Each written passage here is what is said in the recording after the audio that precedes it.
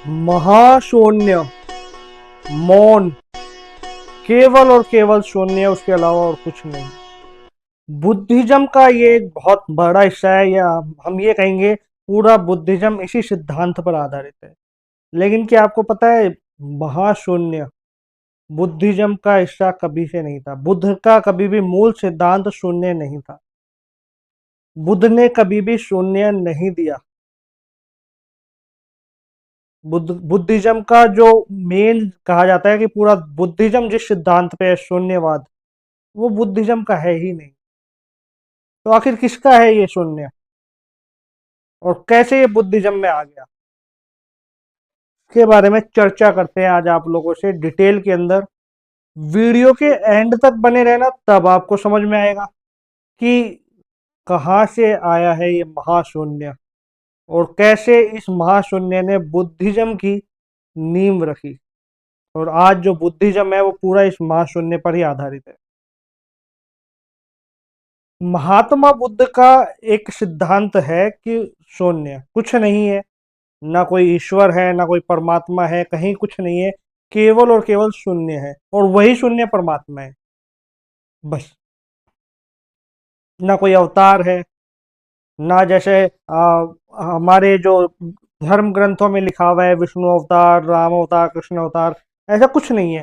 केवल एक महाशून्य है, केवल शून्य, और वही सत्य है, वही ब्रह्म है। ये है बुद्धिज्म का, हम कह सकते हैं मेन जो मूल जड़ है ना, वो यही है।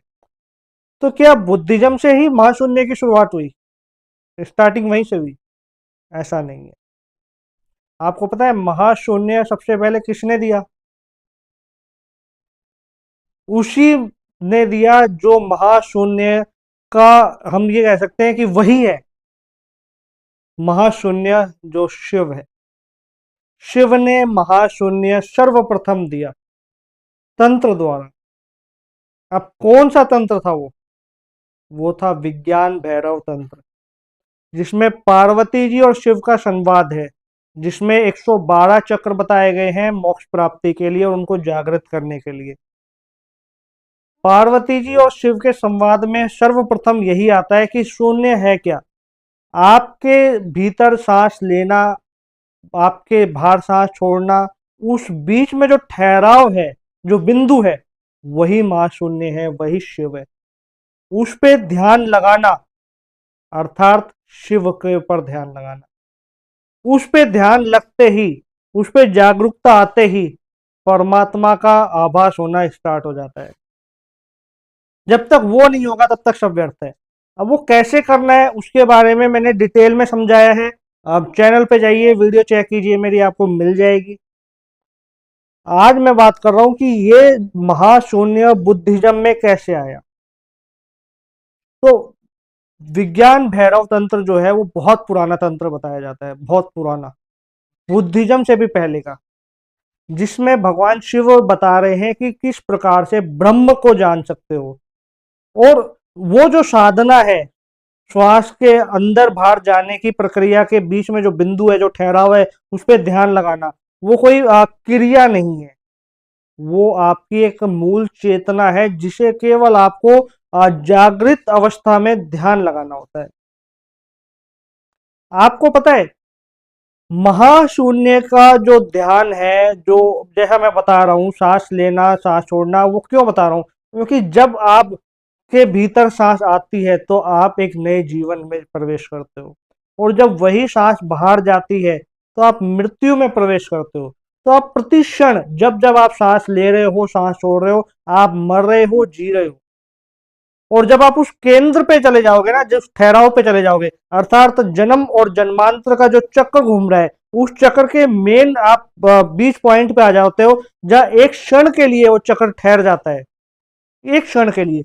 वही चक्र शिव है, और वही शिव जो उस चक्र को चला रहे हैं, यानी कि सांस लेना छोड़ना जो पूरी प्रक्रिया को करे हुए हैं, पकड़े हुए हैं, तब तक वो शिव है। जब वो प्रक्रिया रुक जाती है तो वही शिव शव बन जाते हैं, जिन्हें हमारा देह समझा जाता है ना कि एक शव है, तो वो शव है।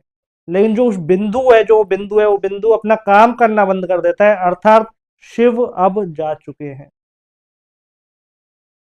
वो बिंदु, वो ठहराव, वो महाशून्य अब समाप्त हो चुका है। अब ना तो श्वास आएगी ना श्वास जाएगी, क्योंकि वो जो ठहराव था, जहां उस श्वास को आके रुकना था, वो ठहराव खत्म हो चुका है। तो अब वो शिव के जाने के बाद केवल और केवल शव रह जाता है। तो यहां से आता है महाशून्य सिद्धांत, तंत्र से, है ना, विज्ञान भैरव तंत्र से।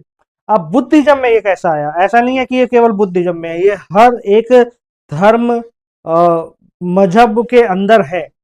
आपने सुना होगा कि सब कहते हैं कि एक है, एक ईश्वर है, एक ईश्वर है, एक ही है।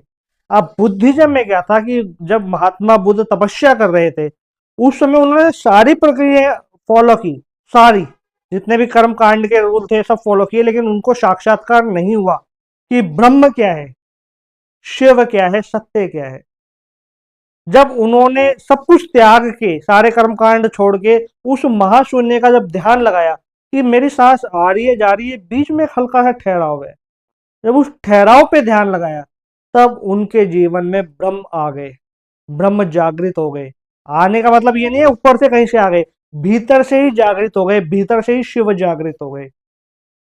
फिर उनको यह मालूम पड़ा कि ये जो पूरा जो यूनिवर्स है, पूरा जो ब्रह्मांड है, वो केवल महाशून्य है, उसके अलावा कुछ नहीं है, और वही सत्य है, वही सत्य है।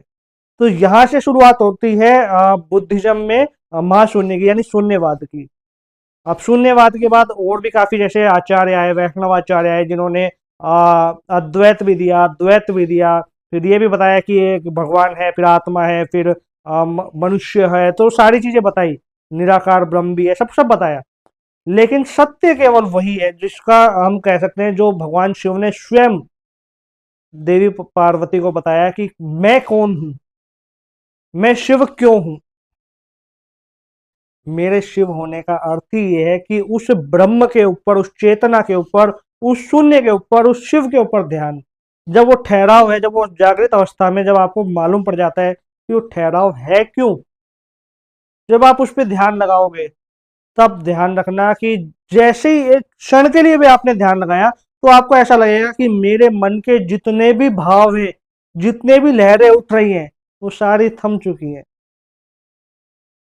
क्योंकि लहरों का उठना मन के अंदर ही, अर्थात हमने भगवान को नहीं जाना। और भगवान को जब तक जान ना लो तब तक मानना मत, क्योंकि भगवान कभी भी मानने वाली चीज नहीं होती, भगवान जानने वाली चीज होती है। जब तक जानोगे नहीं तब तक तुम मान भी नहीं सकते। पुरानी परंपराओं से जो चलती आ रही है बातें, यदि तुम उनको ही मान लोगे तो जीवन में शांति नहीं आएगी, केवल नई इच्छाएं आएंगी।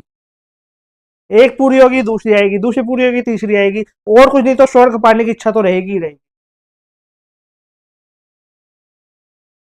इसलिए जब तुम उस महाशून्य को पहचान जाओगे ना, तो स्वर्ग पाने की भी इच्छा नहीं रहेगी, तुम्हें भगवान को प्राप्त करने की भी इच्छा नहीं रहेगी। बिकॉज तुम्हें मालूम पड़ जाएगा कि तुम्हारे भीतर जो शिव है, वो जागृत हो चुके हैं। एक परम आनंद रहेगा, हर परिस्थिति में, चाहे सुख हो दुख हो, समान भाव से तुम देखोगे। एक ही निगाह, एक ही नजर, सब कुछ समान है। ये अवस्था, ये स्थिति ही आनंद की स्थिति है। और इस स्थिति को प्राप्त करना ही मोक्ष प्राप्त करना होता है। मोक्ष प्राप्त करने का मतलब ये नहीं है कि शरीर त्याग के सूक्ष्म आत्मा जो है वो स्वर्ग नरक के रास्ते में फंसी रहे। वास्तव में देखा जाए तो तुम इस समय, इस क्षण भी स्वर्ग और नर्क के रास्ते में फंसे हुए हो। अगेन मैं वही बात बोलता हूं, तुम्हारा श्वास लेना श्वास छोड़ना, ये जो आना और जाना है, इस आने जाने के अंदर तुम फंसे हुए हो। तुम्हें लगता है यही सत्य है, लेकिन ये सत्य नहीं है, ये केवल आभासी शांति है। तुम्हें ऐसा महसूस हो रहा है कि मैं शांत हूं, तुम्हें ऐसा महसूस हो रहा है कि मेरे अंदर कुछ चल रहा है, लेकिन जो चल रहा है, जो लहरें उठ रही है, वो केवल ब्रह्म मात्र है, तुम्हारा धोखा है, उसके अलावा और कुछ नहीं है। सत्य क्या है, शिव क्या है, वही ठहराव। और उस ठहराव को बुद्ध ने जाना, इसलिए वो महात्मा बुद्ध बन गए, सिद्धार्थ से महात्मा बुद्ध बन गए। उस ठहराव को महावीर ने जाना, इसलिए वो पूजे जाने लगे। उस ठहराव को कृष्ण ने जाना, इसलिए ब्रह्म रूप कहलाए जाने लगे। तो जिन जिन लोगों ने उस ठहराव को जाना, वो आज हमारे लिए पूजनीय है। उस ठहराव को आदि शंकराचार्य ने जाना, तभी आदि शंकराचार्य ने बचपन में ही कह दिया अहम शिवोहम, मैं शिव हूं। आप में से कोई कह सकता है मैं शिव हूं? नहीं कह पाओगे। बोलना है, शब्दों में नहीं है कि मैं शिव हूं, मैं विष्णु, नहीं, भीतर से निकले कि मैं शिव हूं। वो जब तक नहीं निकलेगा, जब तक आप उस ठहराव, उस शून्य को नहीं पहचानोगे, उस महाशांति को नहीं पहचानोगे, और जब तक वो महाशांति तुम्हारे देह के अंदर है, शरीर के अंदर है, तब तक ही वो शिव है। जिस दिन वो शिव निकल जाएगा, केवल शिव रह जाएगा।